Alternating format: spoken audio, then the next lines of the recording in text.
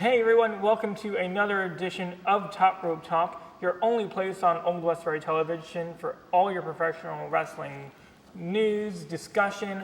I'm Joshua Richter.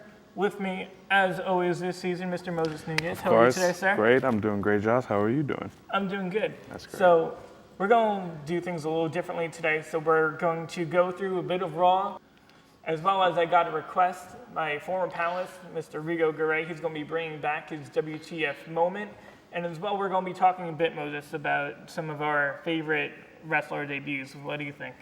I'm excited for today's episode. I hope you know who you're thinking about for the debuts. You have a few minutes, we'll get to it. But for now, let's talk a little bit about Raw this past week. All right. Some of the top three things. First off, that Roman Reigns versus Bray Wyatt fight was insane. Yeah, I mean, you know, I've been kind of anti-Roman Reigns for maybe since the formation of the Shield. And last night, or Monday night, I should say, it was a phenomenal matchup between those two. And not to mention, I feel bad for that one tech guy that kind of got thrown. That was insane. As well, I've actually been opposite you. I've actually been impressed with Roman the past few months. Mm-hmm. He had a great match with Daniel Bryan back in February. Mm-hmm. Of course, his match with Brock at WrestleMania. Mm-hmm. He's had he actually had a pretty good match with Big Show. I think it was the last man standing match. It was. Okay. I want to say that was Extreme Rules. As well, he's had a few very good solid matches since. Oh yeah, he's getting better. You know, like I said, it was just now recently I've been taking notice of how great he is actually. You're starting to believe that? Oh God, I can't believe you just said that. You're welcome. So as well on Raw, so as we've started seeing the reintroduction of the Demon Kane, so last night on Raw, Seth Rollins ordered a HR evaluation, shall we say, of Corporate Kane. Mm-hmm. He filed, there was an anonymous complaint filed against Corporate Kane, prompting HR to do an investigation. When they concluded Kane was fit for operation, Seth then came out and proceeded to re-break Corporate Kane's ankle, and as the ambulance is pulling away, the Demon comes back. And at the end of the segment, you see Kane raise the belt, do his pyrotechnic motion with the belt, and it made Kane look the most relevant that he has in a while. Long time. I mean, I love seeing it, honestly. It's enjoying to see, but I mean, I don't know why do they keep on doing this to Kane, because they make him look human, but then they make him look demon, then they make him look human. And honestly, I'm not going to lie, I kind of thought that the way that they were leading things up to was going to be a Kane versus Kane match like back in 2006, where you're going to have Corporate Kane versus an actual Kane. That was an instant classic, though. Yeah, it was so awesome. Man, I love wrestling. But all jokes aside, I mean, I'm so happy for him. You know, he's finally getting the credit he deserves. Well, Kane's been in the company. He debuted October 1997. Yeah. So he's been there for a very long time, and I'm pretty sure he's probably starting to wind down at this point. Well, yeah. I mean, he's got his. He's up there in age. I mean, even though he does look great, you know, for someone that's... for his age? Yeah. And his size? Yeah. He looks awesome. But, you know, he's got his insurance company that he does. I think he sells real estate. So he does a lot outside of... He's also really smart with politics as well. Yeah. He actually was trying to run for mayor, I believe. I believe it. Yeah, I read that. Yeah. So, of course, I'm excited to have Demon Kane back. I definitely think we're going to be seeing him and Seth go for the title at Hell in a Cell. Yeah. But we'll get there. As well, you saw last night the return of the King, Wade Barrett. Yeah. I'm really excited to have him back. You know what? It's refreshing to see. He's definitely a talent that I can get behind. I liked what he was doing, you know, with the whole King Barrett type of gimmick, but I also liked the Bad News Barrett. Wade, to his credit, every gimmick he's been given, for the most part, he's been stellar with it. Yeah. I mean, he debuted as the leader of the Nexus, which was huge for its time. Yeah. After that, he had the core, which, whatever it was, Wade's role as far as that went was really good. Yeah. Of course, then he had like the brawler gimmick, bare knuckle fighter kind of thing. Yeah. Then that transitioned to Bad News Barrett, now to King Barrett. I like what he's doing. I'm glad to have him back. I actually definitely think he's going to be heading into probably the Intercontinental title picture at some point. Yeah, well, I mean, you got to remember, they were giving him a push, and every time that they finally gave him that tap on the shoulder, something would happen to him. Well, here's a bit of a statistic for you. Wade Barrett has won the Intercontinental title every year he has been in WWE. Really? Yes. Wow. That's something you never... That's pretty cool. that is pretty So we'll cool. definitely check out what Wade's going to be doing. For now, though, let me turn it to Rigo for this week's WTF moment.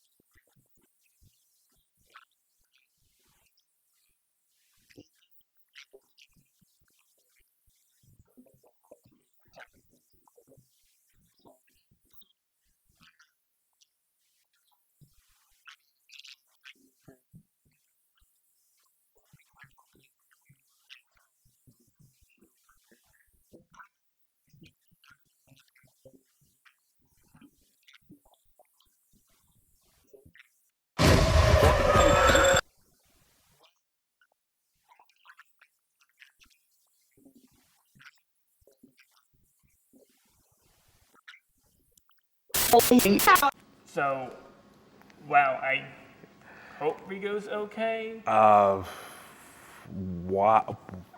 Do we We'll have check to... in with him later. I'm sure he's fine. But what happened to UP? I mean, where's He'll UP be fine. when you need them? Do you want UP to go face Demon Kane? They could Or Bray Wyatt? they can go gladly face them. They have guns. I don't. I can't even respond to that. Anyway, so I mentioned at the top of the show we're going to be talking about some of the best wrestler debuts. Off the top of your head, do you need a minute? No. The first, excuse me, and I'm not trying to sound like I'm trolling or I'm trying to sound messed up, but honestly, when I think of WWE/WWF debuts, the first thing I think of is the Shockmaster. That wasn't a WWE debut. That was a WCW. I know, segment. but you know what? The thing is, they have the video footage for WCW. So now WCW is technically owned by WWE. Oh, you're going on that loophole. I am going through that loophole, and come on, I mean, You're being that guy. I have to. I mean, it's great. Like, you got to see. Picture being packaged as this big time, next I know, big he thing. had a purple glitter mask. It was terrifying. Is there any way we You can, know like... who was terrifying when he debuted? Who? Undertaker, Yes. Survivor Series 1999. Yes. You're right. 1990. Yeah. With the $1 Million Man, Ted DiBiase, with Brother Love. Yep. And now, of course, I think we're heading into his home stretch. No one can doubt the impact Yeah. of his debut and, of course, his run since. Yeah, you're right. And nice little fact, since you threw a fact earlier. Originally, Undertaker's name was Kane the Undertaker. And then they dropped the Kane part because when he debuted, someone, I forgot who announced him, but they said The Undertaker. It was supposed to be Kane The Undertaker. So Vince McMahon loved it so much that he actually... He kept the name Kane Yeah. for another great debut Exactly. in 1997 during the infamous Hell in a Cell match, the first Hell in a Cell match, with Shawn Michaels versus The Undertaker when Kane came in and ripped the door off. Yeah, which was another great debut. I mean, just like, you know, when you're in wrestling, you have to make, you know, and it goes for everything. You want to make a good first impression. And to come in and just like rip the door off of the cell was... For wrestling fans like you and I of the Attitude Era, that was an iconic moment. Yeah, it was. So aside from your Shockmaster, what is one of your favorite debuts? I would have to go with, it's a tie between The Shield and I want to say probably Sting. Why? Why were those two debuts great? Well, with The Shield, I actually I never looked at dirt sheets up until the pipe bomb.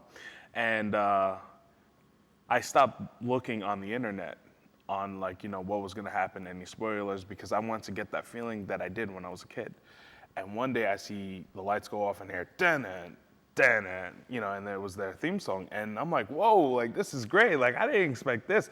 And just like their impact for that first year. Did you even follow them when they were on the independent circuit? No. No. Dean and Seth, I mean. Yeah. Well, no. I mean, I heard of Seth. Obviously, as Tyler Black. Formerly Tyler Black. Yeah. Dean Ambrose, formerly John Moxley. Exactly. And you know, I try to get into indies, but you know, it's hard for me. It's kind of like college, like watching college sports. Even though indies is, I believe, is greater than WWE because they. If you want to think about it, the independent scene has given us most of the modern talent that's on the WWE roster now. You have Cesaro, formerly Claudio Castagnoli. Yep. CM Punk, whatever issues aside. Yeah. You have, of course, Seth. Yep. You have Daniel Bryan. Yep.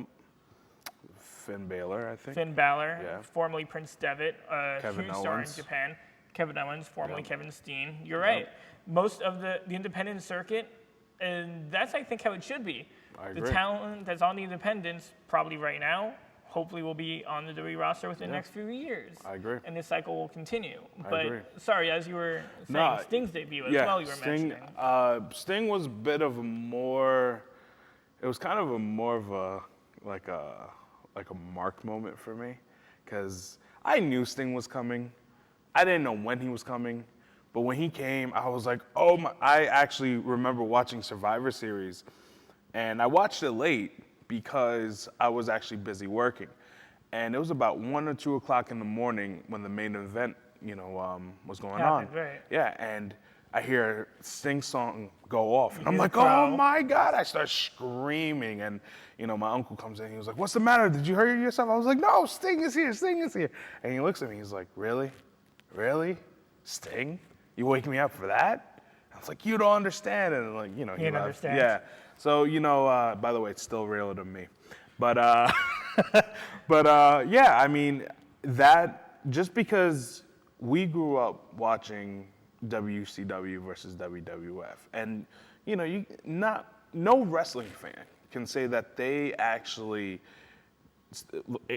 like, would even think that Sting would ever step into a WWE Everyone ring. always wished for it. Everyone always hoped for it. Everyone always thought it might happen. When will it happen? Yeah. It'll happen this year, that year. Yep. Will he versus The Undertaker, which still may happen. I doubt it. But Yeah. that was one of the dream matches during the height of the Monday Night Wars. Mm-hmm. And then to see him in a WWE ring standing face to face with Triple H, that was an awesome moment for sure. Yeah. Another really cool moment of a WCW, I guess, alumni facing a WWF superstar, Chris Jericho's debut in Yes. 1999. Yes, that was actually, you know, it's funny because I remember seeing the countdown for a couple of weeks and I was like, what is going on? And then I thought, like, you know, my TV was going to shut off because it said, Countdown to the millennium. Exactly. And, it honestly, it has so much of an impact. It was kind of like Bill Goldberg when he debuted, Another person who debuted against The Rock. Yeah. Ironically. I know, right? Most WCW guys go to The Rock, apparently. And Booker T debuted against Steve Austin. Did he? Yes, he did. All right. King No, of the no, he Ring. didn't. Yes, he did. No, he didn't. He faced The Rock at SummerSlam first. True, but he debuted against Steve Austin at interfering in a triple threat match, King of the Ring. Fair enough. So, unfortunately, I'm right. Okay. For you. All right. Fair enough. Fair enough. I mean, we could agree to disagree, but I know you're right. But either way, do you think the art of a good debut has been lost? With the internet, yes and no. I think that if you can conceal something, where it doesn't get leaked, like, for example, the Breaking the Undertaker streak, that was concealed and not a lot of people knew. If you can keep a debut under wraps like that, then it does have a great impact and it does make your gimmick or whoever's debuting look good. So 100%. Yeah, so if you can keep it like that, then yeah, but because of dirt sheets and spoilers, unfortunately it's not. I would say do it live. Do the debut live. Don't do it out of SmackDown. You don't like vignettes? No, I do like vignettes, but I'm saying you don't want to do it on like a SmackDown because it's taped. So people are going to go home and tell people, and then you have bloggers. Moses, until that time comes when the next great independent star debuts, we'll absolutely be talking about it again soon. As well, a whole lot more wrestling discussion and news here on Top Rope Talk, your only place on Old Westbury Television for all your professional wrestling news and discussion. Be sure to check out all of our other material on OWTV's YouTube page, like our other main shows, Center Stage, of course, showcasing students' talents and other people's talents as well. Until then, though, my name is Joshua Richter. Right alongside me is Mr. Moses Nunez. We'll see you next time.